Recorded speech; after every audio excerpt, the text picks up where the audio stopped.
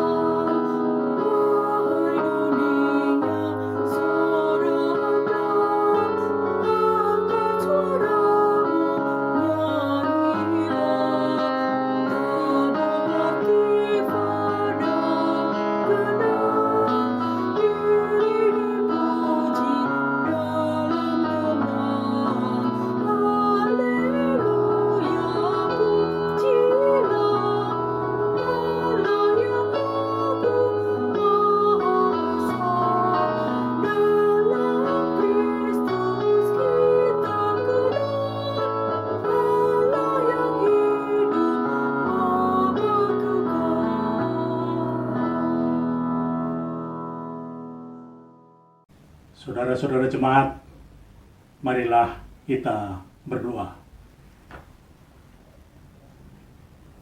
Ya Tuhan, Allah kami, Engkau memberikan dirimu agar kami selamat. Kedatanganmu ke dunia merubah cara hidup yang bergantung, yang menuntut menjadi hidup yang memberi dan menjadi berkat.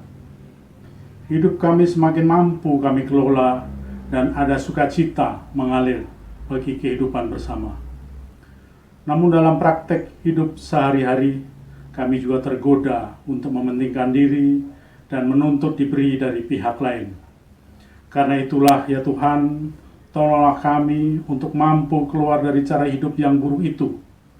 Ajarkanlah kepada kami cara hidup yang benar dan berguna bagi sesama. Kami menyadari dan mengaku bahwa kamilah yang tidak setia melakukan kehendak-Mu. Berilah kami pengampunan dan damai sejahtera-Mu ya Bapa, serta baharuilah hidup kami oleh Roh Kudus. Sebab hanya oleh rahmat-Mu saja ya Bapa, dan meneladani Kristus yang memberi dirinya kami dapat berjalan terus ke depan lebih baik. Kami menyerahkan jalannya ibadah ini dalam nama Bapa, Anak, dan Roh Kudus. Amin. Marilah kita memuji Tuhan dengan menyanyikan dari Kidung Jemaat nomor 39, ayat yang ketiga, Ku diberi belas kasihan.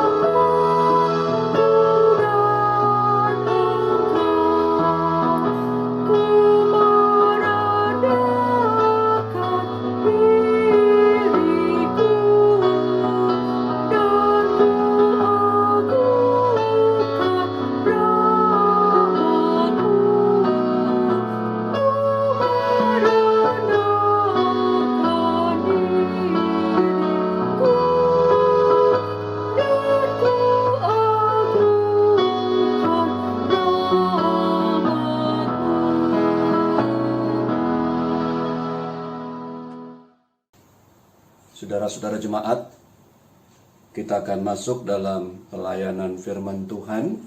Untuk itu mari kita berdoa.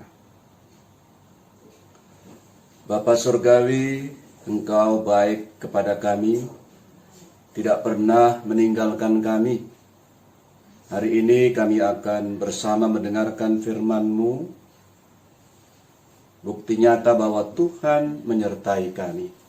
Untuk itu, nyatakanlah kuasa Roh Kudus-Mu bekerja atas kami, supaya dalam pembacaan dan pemberitaan firman-Mu, Engkau hadir dan memberkati hidup kami.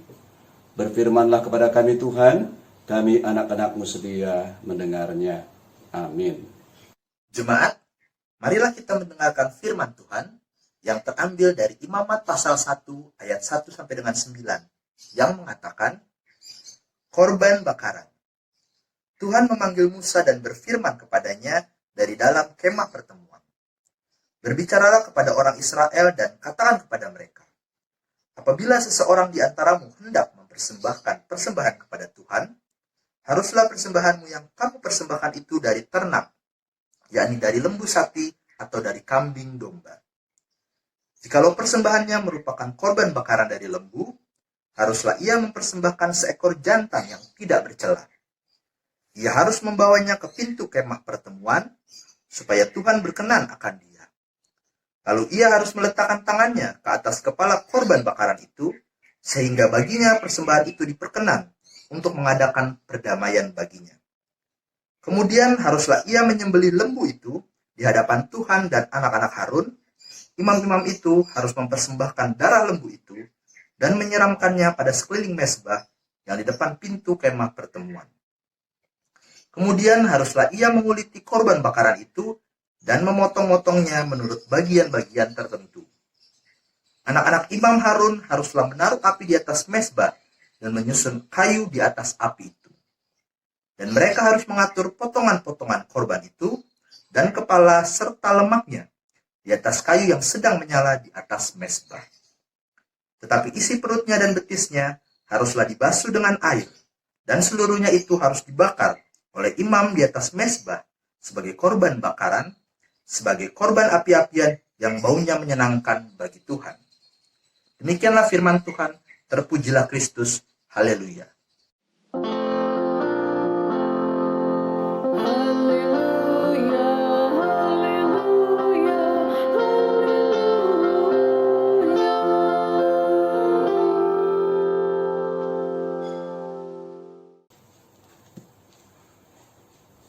Saudara-saudara jemaat yang diberkati Tuhan, seorang Kristen selalu memberi, dan dia memberi yang terbaik. dasar berpikirnya adalah bahwa dia kalau berusaha tidak akan bisa selamat. Dia tahu bahwa ketika dia melakukan atau ingin melakukan yang terbaik, apakah bisa menjamin bahwa dia benar-benar baik?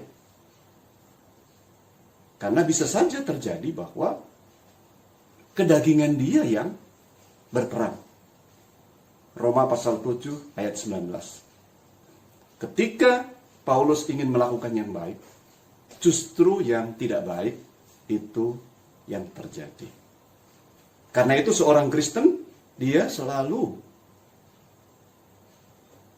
bersyukur karena Tuhan datang, disalibkan, menggantikan kesalahannya. Karena itu hidupnya adalah hidup yang baru, berubah dari usaha untuk selamat menjadi hidup rendah hati, menerima penyelamatan Tuhan.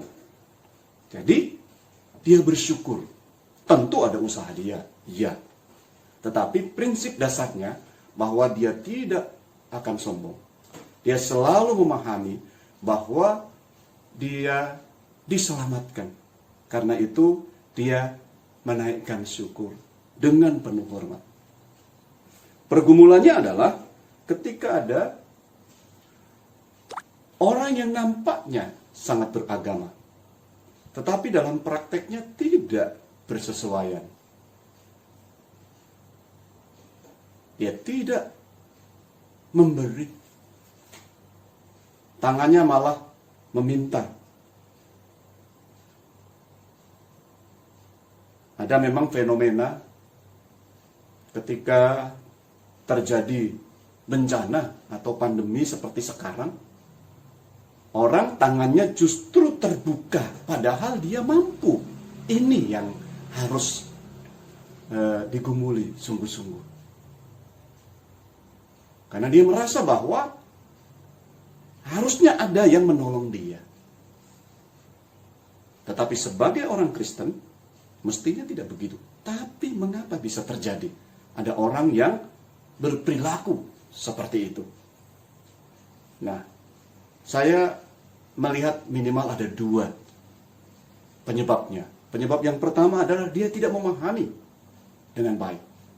Apalagi kalau membaca kitab seperti yang kita baca ini, tanpa mendalaminya. Dia tidak memahami. Dan yang kedua, karena pengaruh dunia. Contohnya adalah materialisme dan hedonisme. Kita mulai dengan yang pertama. Yang pertama, kurang atau tidak memahami. Ini pergumulan. Ketika orang membaca kitab imamat, itu ada kewajiban. Kalau dia salah, pembacaan ini, dia harus melakukan penebusan dengan syarat yang sudah ditentukan, dengan cara yang benar pula. Lalu orang-orang Kristen sekarang kan tidak melakukannya. Kalau sudah seperti itu, semakin sulit orang Kristen memahami. Tetapi mari kita lihat bagaimana kita mendapatkan pertolongan dari pergumulan Paulus dari Galatia pasal 3 ayat 24. Jadi hukum Taurat adalah penuntun bagi kita sampai Kristus datang, supaya kita dibenarkan karena iman. Ini dia. Jadi dia menuntun. Karena itu kalau kita membaca seperti kitab imamat ini, kita dituntun sampai kepada Kristus. Jelas segala upaya manusia tidak akan berhasil. Karena itu Allah mau datang. Dan Allah yang membebaskan, menebus. Dengan begitu diubah cara berpikirnya, cara mengelolanya. Bahwa kalau dulunya berusaha untuk menyelamatkan, maka kini dia bersyukur karena Allah menyelamatkannya. Dia rendah hati. Nah, poinnya adalah bahwa dia bersyukur dan dia rendah hati. Dia tidak pasif. Ada pergumulannya, ada upayanya yang keras dan sangat optimis dalam upaya itu. Tetapi upayanya dengan rendah hati dan selalu mengucap syukur kepada Tuhan. Itu bedanya. Justru orang yang menerima pemberian Tuhan ini, dia akan sungguh-sungguh berusaha. Dan atas nama Tuhan, dia melakukannya. Di situ poin kita. Jadi kita sekarang memahami bahwa orang Kristen, dia akan mengucap syukur dan memberikan yang terbaik, yang paling berkualitas. Dia tidak akan mau ya untuk dia memberikan sekedarnya, karena itulah pergumulan dia. Bapak Ibu, saudara-saudaraku yang diberkati Tuhan, memang kitab Yesaya pasal 1 ayat 13 menunjukkan bahwa kalau orang itu mengandalkan usaha memberi, tidak ada hati yang rendah atau yang merendah di hadapan Tuhan, apalah artinya? Dari awal firman Tuhan mau mengajak agar pola berpikirnya, agar orang itu dengan hatinya. Tetapi kita bersyukur ya, karena Tuhan Yesus telah menggantikan. Tetapi kita perlu membaca Yesaya pasal 1 ayat 13, jangan lagi membawa persembahanmu yang tidak sungguh, sebab baunya adalah kejijikan bagiku. Kalau kamu merayakan bulan baru dan sabat atau mengadakan pertemuan-pertemuan, aku tidak tahan melihatnya, karena perayaanmu itu penuh kejahatan. Di sini bahwa betapa sulitnya menjalankan itu tanpa pertolongan Tuhan, karena manusia ketika memberi, dia juga cenderung untuk menuntut dia. Ya, dia memberi, dia menuntut kepada Tuhan, atau minimal orang lain akan lihat hebat dia ya, dia suka memberi. Lalu dia punya grade tersendiri di tengah masyarakat. Di situ yang dihindarkan. Karena itu jauh dari kerendahan hati seorang percaya. Di dalam Kristus kita dikuduskan. Jadi kita benar-benar akan memperoleh kehidupan yang diinginkan oleh Allah. Karena memang Allah mau menguduskan. Kita sebagai orang Kristen akan mampu memberikan yang terbaik itu. Hal yang kedua itu pengaruh dunia. Nah ini dia. Tak ada seorang pun yang bebas dengan masalah ini. Ketika orang itu dipengaruhi oleh isme-isme, materialisme, orang itu dengan mudahnya sekarang untuk mendapatkan materi. Tentu ini mempengaruhi. Atau kesenangan-kesenangan. Dan dianggap itu sebagai kebahagiaannya. Jadi semua yang menyenangkan dirinya, akhirnya justru menjatuhkan dia. Nah, karena apa? Karena dia kuasai oleh keinginan, oleh kesenangan-kesenangan itu. Nah, dengan begitu, orang akan mengalami kesulitan untuk memberi. Ini dia. Apalagi memberi yang terbaik. Karena dia sudah dikuasai atau dipengaruhi secara mendalam oleh isme-isme itu. Nah itu hanya contoh ya, dua. Tentu kita bisa menambahkannya. Saudara-saudaraku yang diberkati Tuhan,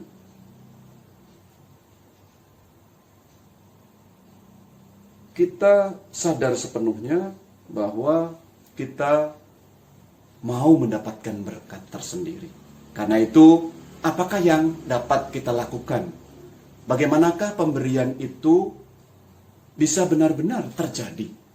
Dan orang yang memberi dengan sukacita, dengan penuh hormat, itu bisa melakukannya. Saya mencatat ada dua minimal yang kita bisa renungkan dari pembacaan firman Tuhan. Yang pertama itu hati. Hati yang memberi.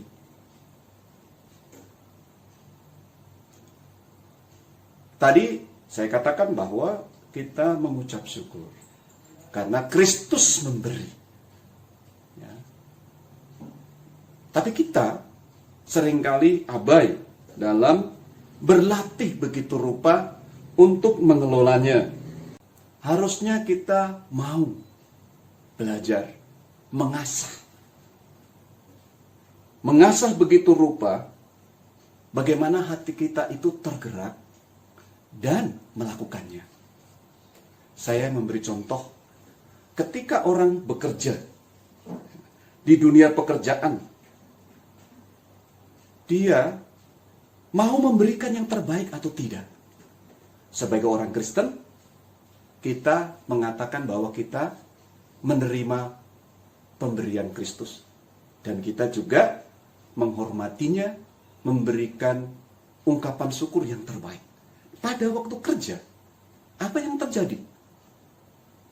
Disitulah kita betul-betul mengasah. Kalau kita sudah sampai tahap di mana ketika bekerja, hati kita tergerak untuk benar-benar melakukannya. Hati kita tergerak. Bukan sekedar karena saya udah bekerja dapat gaji. Tetapi hati kita diasah begitu rupa untuk peduli.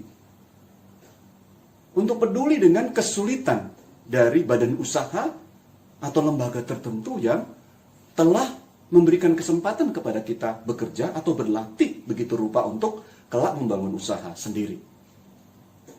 Maka, latihan itulah kepekaan itu. Lalu tahap berikutnya adalah bagaimana saudara, bagaimana seorang pekerja ini, dia bertindak dan berlatih. Apa yang ada dalam hatinya, dia proses begitu rupa untuk dia bisa melakukannya. Nah, latihan inilah bentuk kita mengasah dan akan tajam jika saudara melakukannya dengan baik. Atau sekarang ini, kita diberikan oleh Tuhan. Bagaimana dengan karunia yang ada? Kita bisa memberikan yang terbaik kepada atau dalam pergumulan di sekitar PSBB. Karena pandemi COVID-19 ini. Ada yang terdampak. Tentu saja kita akan memberikannya. Tetapi kalau sampai hanya akan dan tidak bertindak, tentu tidak bisa, tidak mengasah. Jadi harus melakukannya. Inilah Bapak Ibu Saudara-saudara yang diberkati Tuhan, ini hal yang pertama. Hati yang mau memberi, langsung melakukannya. Dengan ini kita menjadi dewasa. Kita menjadi berkat bagi kehidupan ini. Dan inilah yang menjadi kekuatan tersendiri. Bahwa kita selalu memberi dan memberi yang terbaik. Yang kedua itu dari kitab Imamat ini adalah hormat. Sikap hormat. Seorang yang memberi itu dia harus penuh hormat. Sekali lagi bukan hanya sekedarnya, tetapi dengan penuh hormat. Kalau sekedarnya, ya dia tidak berlatih sungguh-sungguh gitu ya. Ya memang ada yang dilakukan, tetapi dia tidak mendapatkan berkat yang banyak. Ini upacara atau ritual. Itu menandakan bahwa ini harus begini, harus begini. Dengan cara ini, bukan dengan cara itu. Nah, maknanya adalah, Bapak Ibu Saudara-saudaraku yang diberkati Tuhan, kalau kita memberi, itu memberi dengan rasa hormat. Kepada Tuhan, tentu kita dengan hormat. Bukan sekedar. Begitu juga ketika kita memberi kepada sesama. Bukan malah merendahkan dia. Dan disinilah kita harus berhati-hati. Jangan sampai ketika kita memberi, justru membuat dia tidak berdaya. Kita harus memberi supaya dia bisa bangkit lagi dan membangun kehidupannya. Pemberian yang tentu saja bukan karitatif ya, memberikan ikannya, tetapi memberikan kail atau membantu dia untuk bagaimana bekerja, bukan hanya diberikan. Itu kita menghormati yang bersangkutan. Proses inilah yang sangat diharapkan. Karena itu firman Tuhan ini, dia terkait dengan kehidupan di tengah dunia ini. Kita memberikan rasa hormat kepada Tuhan dalam memberi, tentu saja sikap itu dia akan ada dalam diri kita. Sehingga kita, ketika kita juga memberi kepada sesama, kepada yang lain yang membutuhkan, itu akan sangat terasa. Semua orang harus belajar dalam hal ini. Inilah dua hal yang dapat kita renungkan sungguh-sungguh, yang menjadi berkat bagi kita, dan kita melakukannya.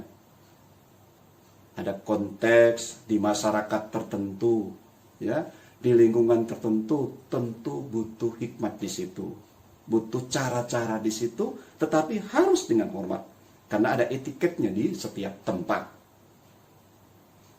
Bukan langsung saja. Kalau di Jawa, orang memberi hormat itu dengan tunduk seperti itu ya, atau di Jepang dia menundukkan begitu rupa ya, sampai ke badannya. Tapi di tempat lain tidak, dan kita tidak perlu merasa bahwa di tempat lain kurang hormat. Mereka punya caranya. Seperti itulah, ya. Tetapi kita memberi itu harus dengan hormat, dengan sungguh-sungguh, bahwa yang kita beri itu dia adalah pribadi yang akan menolong yang lain, juga memberikan kepada yang lain. Dengan begitu, Bapak Ibu, saudara-saudaraku, kita akan memberi yang terbaik kepada Kristus karena Dia menebus. Kita akan memberikan yang terbaik kepada masyarakat karena kita telah ditebus. Kita jadi tahu, ya, rasa syukurlah membuat kita mampu memberikannya, ya, mempersembahkannya kepada Allah, tetapi juga dalam kehidupan ini.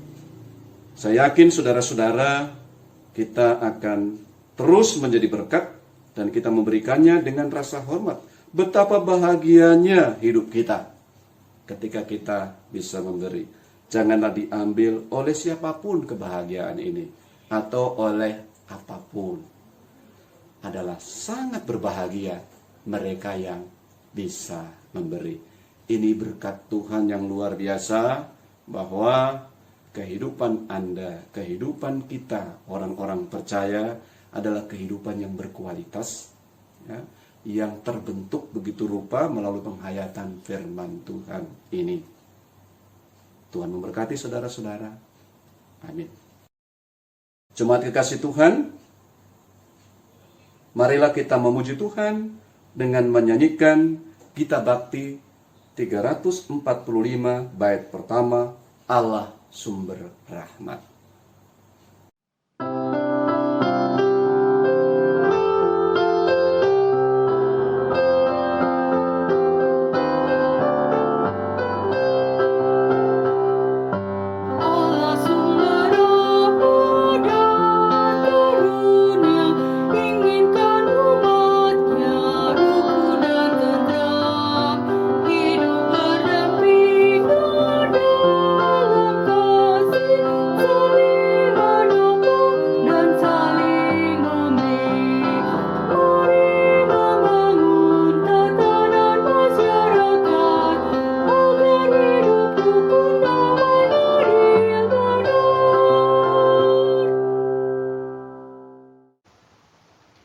Jemaat yang diberkati Tuhan, marilah kita mengucap syukur dengan memberikan persembahan.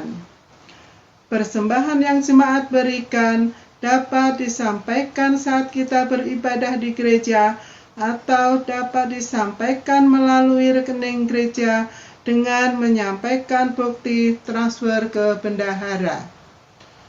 Dengarkanlah nas Alkitab dari Kisah Para Rasul 20 ayat 35 yang menyatakan, dalam segala sesuatu telah kuberikan contoh kepada kamu, bahwa dengan bekerja demikian, kita harus membantu orang-orang yang lemah dan harus mengingat perkataan Tuhan Yesus. Sebab Ia sendiri telah mengatakan, adalah lebih berbahagia memberi daripada menerima. Tuhan memberkati saudara dan persembahan saudara. Mengiringi persembahan, kita memuji Tuhan dengan menyanyikan Kitab Bakti 83 bait 3. Marilah mengucap syukur.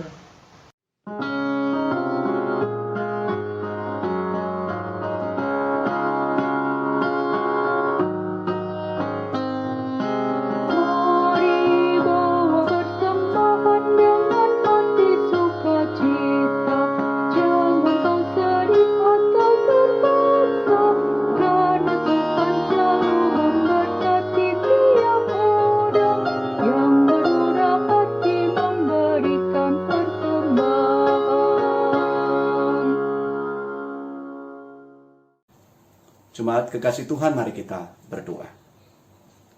Ya Tuhan, kami menaikkan syukur kepadamu, karena melalui pembacaan Alkitab, firman-Mu diberitakan dan kami akan semakin berbahagia.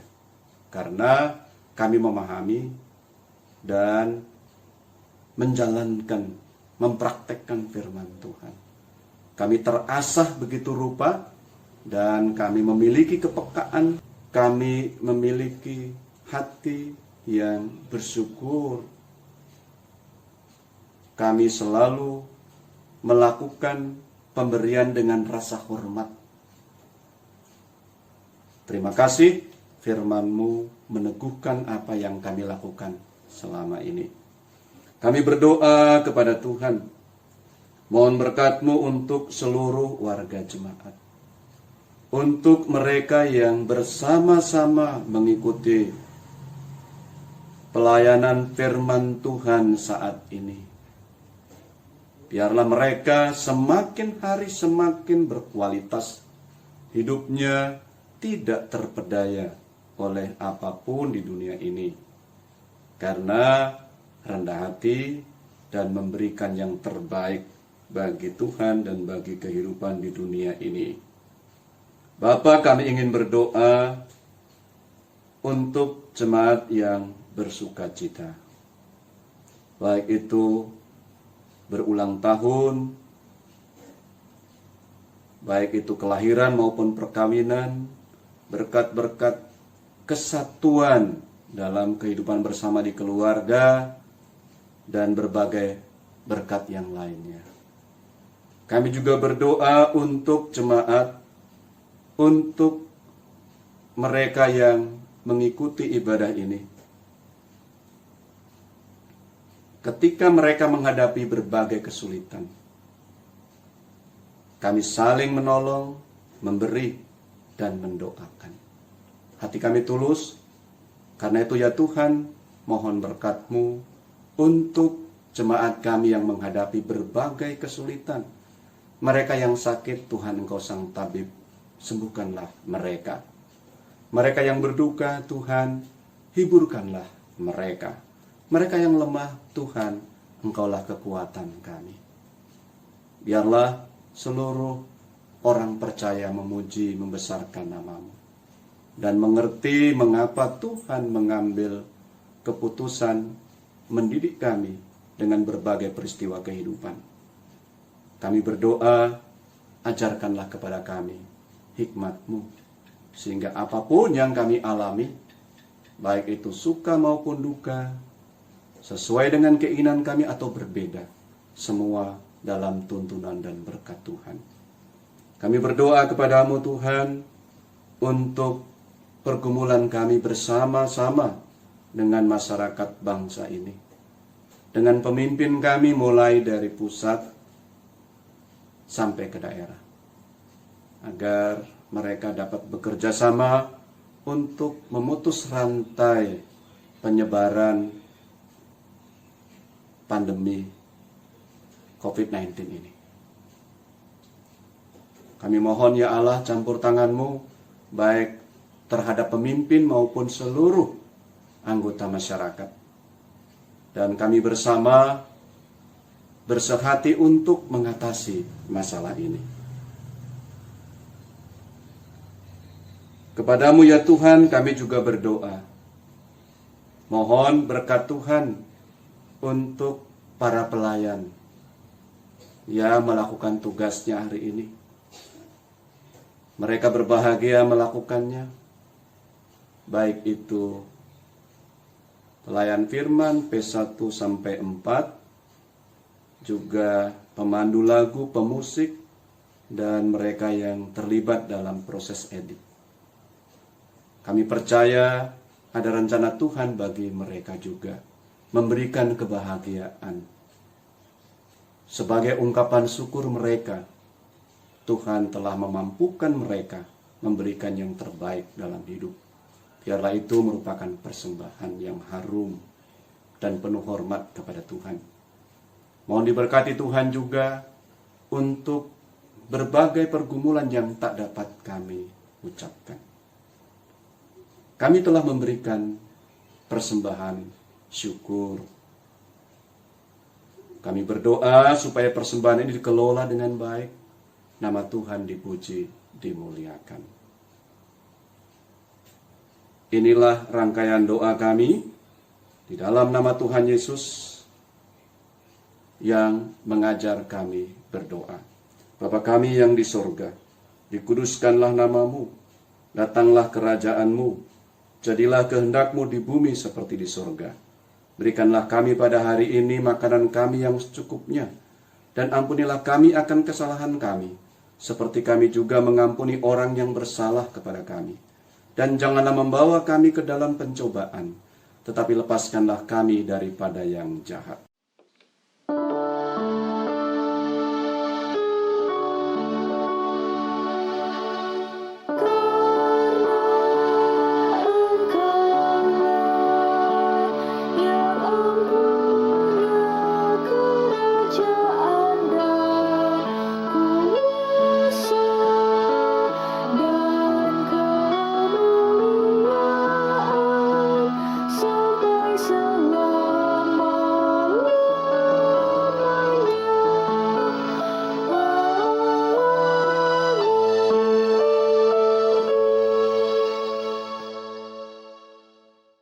Shalom, selamat pagi Bapak Ibu sekalian.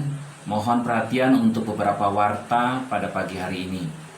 Yang pertama, Majelis Jemaat GPIB Bojonggede mengucapkan terima kasih atas persembahan ibadah hari Minggu dan persembahan lainnya yang sudah disetor melalui transfer via Bank BRI atas nama Ibu Diaken Marina Waruhu.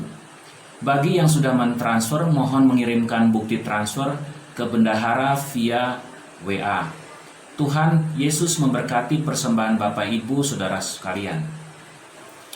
Kemudian Majelis Jemaat GPIB Bojonggede mengucapkan selamat menyongsong hari ulang tahun kepada Bapak Ibu, anak, saudara-saudari yang berulang tahun pada tanggal di antara tanggal 3 Mei sampai 9 Mei 2020 antara lain Ibu Ambar Ningsih pada tanggal 4 Mei 2020, Bapak Suwanto Simanjuntak pada tanggal 5 Mei 2020, dan kemudian pada tanggal 6 Mei 2020, Ibu Francisca Koni Mustamu, Saudara Sumando Aritonang, Saudari Jovita Tuanakota, Ibu R.A. Iki Kusmurdinar, anak Rafael Si Kenu Angelo.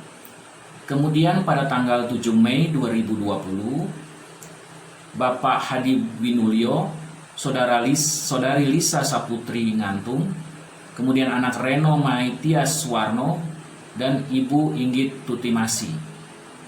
Kemudian untuk Eyang Maria Sumini pada tanggal 8 Mei 2020 dan tanggal 9 Mei 2020 adalah kepada Saudara Joshua Satrio Wicaksono. Majelis Jemaat GPIB Bojonggede juga ingin mengucapkan selamat ulang tahun perkawinan kepada keluarga Bapak Hidayat Malik dan Ibu Marce Hilda yang jatuh pada tanggal 5 Mei 2020. Kiranya Bapak Ibu Saudara-saudari semakin diberkati dan senantiasa menjadi berkat. Dan jika ada jemaat yang belum tertera tanggal ulang tahunnya, kami mohon maaf dan mohon menghubungi majelis yang bertugas. Terima kasih atas perhatian jemaat sekalian. Selamat berkarya di minggu yang baru. Salam sehat. Tuhan Yesus memberkati kita semua. Amin.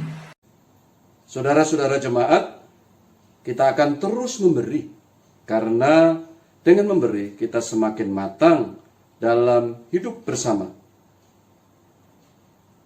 Kita berperan dan membangun kehidupan.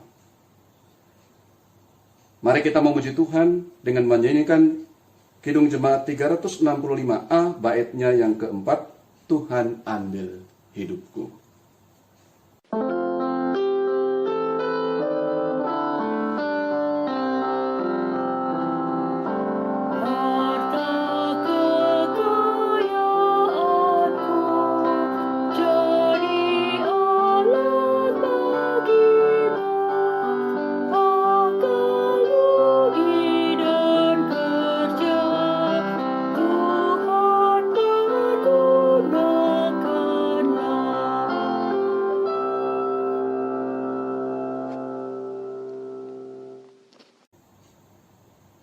Kini, hiduplah dalam damai sejahteranya. Arahkanlah hati dan pikiranmu, dan terimalah berkat Tuhan. Tuhan memberkati engkau dan melindungi engkau. Tuhan menyinari engkau dengan wajahnya dan memberi engkau kasih karunia. Tuhan menghadapkan wajahnya kepadamu dan memberi engkau damai sejahtera.